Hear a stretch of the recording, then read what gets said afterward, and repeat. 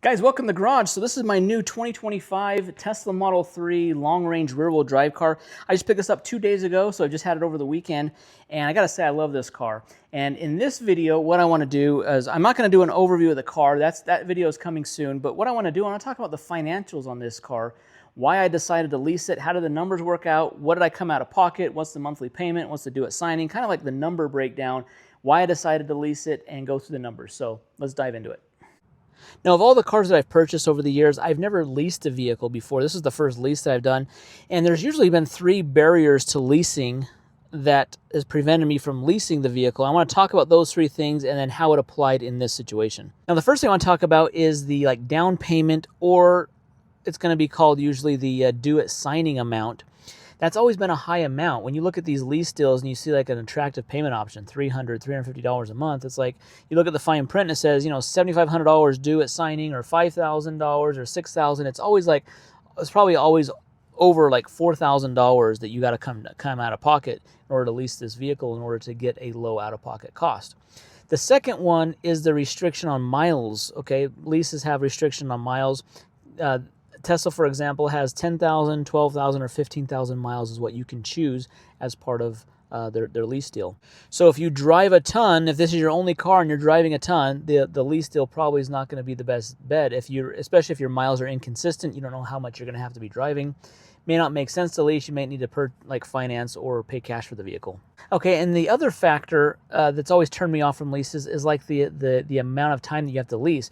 Most of the leases that I've seen are like either 36 months, 48 months, so 3 or 4 year long leases, and I've always been like, well, I don't really want to commit to a car that long and be restricted on the miles during that term, so that's kind of turned me off. So I want to talk to you about those 3 categories, how it applied to this lease. Now, to talk about the last one first, if we're talking about the term of the lease, I decided to do the 2-year term. Now, what's interesting on this car, now this is as of the end of June 2025. Tesla, they always do like promotions. They try to push cars at the end of the quarter. We're right now at the end of the second quarter, so who knows what's going to happen in the rest of 2025, if this deal will stick around, if it won't. I wanted to jump on it it seemed like it was, they're always saying it's going away, but there's also the tax credit that's factored into the payments that you get, $7,500 applied to the payments on the car. That reduces the payments even more, and that is suspected to be going away for next year, 2026. So it made sense to maybe jump on it this year, 2025, to be able to realize that the tax credit amount of $7,500.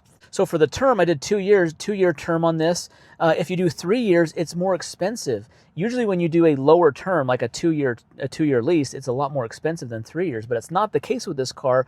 Tesla structured this so that the 2-year lease is is less expensive than the 3 years. So not really being committed to the car long term, really just 2 years. That's that's not a very long commitment to be into this car, and so I figured that wasn't an issue. For the mileage, I did the 10,000 mile lease. I wanted to get it as cheap as possible. This car primarily, I'm going to drive this son, but I have a son who's driving. I also have another son who's getting his learner's permit, so I'm going to have 2 drivers here in my house. So I wanted them to be able to drive this car as well. I wanted to have a nice, safe, reliable car that they could drive, which this would be a great candidate. But they don't drive a ton, and we have this is a 5th Tesla in my garage, so we don't have I'm not driving this one specifically all the time. And even when the kids are driving it, it's only going to be going, a few miles to school and back, a few miles to work and back. It's not going to be a lot of commuting. So 10,000 miles a year, 20,000 miles total, is not going to be an issue. I would think that probably within 3 or 4 months of this lease ending, towards the 1st of 2027, I'm probably going to be scrambling to put miles on this thing. So we are going to take some road trips, going to put some miles on it just so that I can for sure put the full 20,000 miles on this car. Now, for the due at signing amount, Tesla had a pretty reasonable amount required at due at signing. I think the minimum amount that I could put down was $1,800. I opted to put a little bit more down because I wanted the white seats and I wanted to get the payment as low as possible. But another factor to this too, guys, was that Tesla has they have a referral program where if you refer people to Tesla, you get Tesla dollars, like in a wallet account. You can buy Tesla stuff with it. You can buy cars, you can buy accessories, clothes, service items, things like that. You can buy that kind of stuff. I had like $2,700 Tesla referral credits or Tesla referral money just sitting in that wallet. And I'm like, you know what? A good use of that money would be to put that towards a lease and not have to come anything out of pocket. So I did put $2,700 down, but it wasn't my money. It was Tesla's money. It was $2,700 that Tesla gave me for referral. So big shout out to you guys who have used my referral link to buy cars, because it helped me in this situation. So yeah, I put money down at Do It Signing, 2,700 Tesla dollars down. It really wasn't my money, so it almost felt like it was like kind of free money. Yes, I'm 1099 that money at the end of the year, but it was worth it to use it for a car, I thought, because it kind of eliminates that amount you have to pay down or kind of put down when it comes to the lease. On the app, when I'm going through all the delivery requirements, I'm going through all the details. We go through like all of the options in the car, the cost of the car. Destination fee is $13.90. The order fee is $250. They did have a referral credit of $500, so that took $500 off. That's if you're a current Tesla owner, $500 off for being like a loyalty credit. If you're new to Tesla, use a referral link so that way you can get that $500 off if they're still offering it. The total car price, $44,630. Monthly payment, $355.03. 24 months, annual miles, 10,000 miles per year, 20,000 miles total I can put on this. There's a monthly sales tax, so there's $24 that's sales tax that's put into that $355 amount. Now there's a money factor, 0.0011500. I'm not too sure what the money factor was, but the cost over 24 months, they say, is $19,010.69. That doesn't include the Do It Signing or the tax credit amount. The disposition fees, that's just the cost to turn the car back in after 24 months, $395. Now the non-Tesla fees, these are like my local, based on where I live, for the registration. So registration, tire fee, uniform fee, sales tax amount, those amounts there. The cash down payment, $83.41. I'm not sure how that's calculated because it was like $2,700 down plus the $250 plus the $7,500. First monthly payment is calculated into like what's due at signing. So the amounts that are due at signing is like the first month's payment, the acquisition fee. Usually it's going to have some form of like the registration fees and the sales tax amount. And then the payments received here, you see the $250 order fee, the $2,700 Tesla credits applied, and then the leasing incentive, $7,500. That's like the tax credit applied. Now everyone gets that amount. So that's kind of a detailed overview, like of all the numbers that Tesla gives you. It shows you all the money factors, all the fees associated. But really, what I was concerned about is the amount due at signing, $2,700 due at signing, the $355 a month, 24 months, 10,000 miles. I thought that was a really good deal. Guys, I'm really excited about it.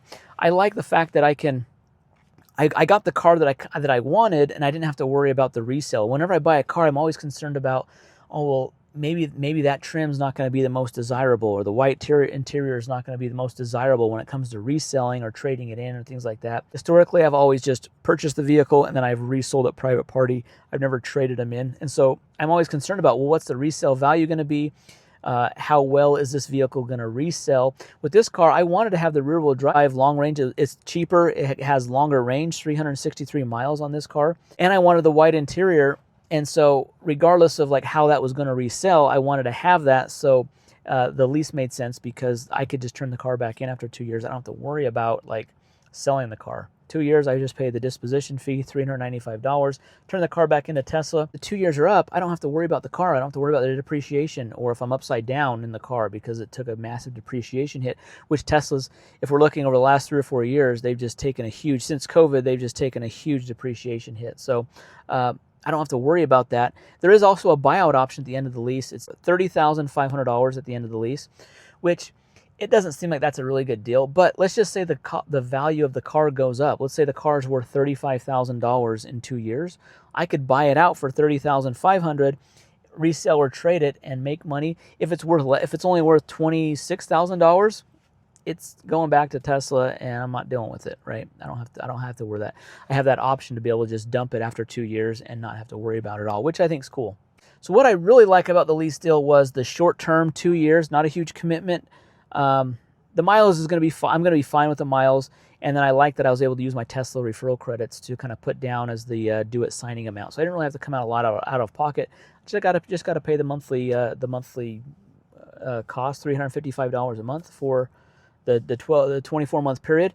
And I get to enjoy this car. And so far, I'm really enjoying this car. Love the car. I think this is a great lease deal. Guys, I'm not trying to sell you on a lease. I'm not trying to sell you on a Tesla, really. I wanted to just kind of disclose the details of my deal, why I decided to do it. And it made sense for me. It may not make sense for you at all, and that's fine. So be sure to leave a positive, constructive comment. We don't want to hear like ignorant comments about why leasing's horrible. Guys, it's a way to have a vehicle and use a vehicle. Cars and vehicles are depreciating assets. We all know that. If you can minimize the depreciation and minimize the cost to having the car, this deal made sense for me. Stay tuned for more videos. We're going to do a full overview of the car. We got some cool accessories coming, and we've got some full self-driving stuff coming as well. So guys, thanks for watching the video. Hit that thumbs up, subscribe. See you in the next one. Thanks.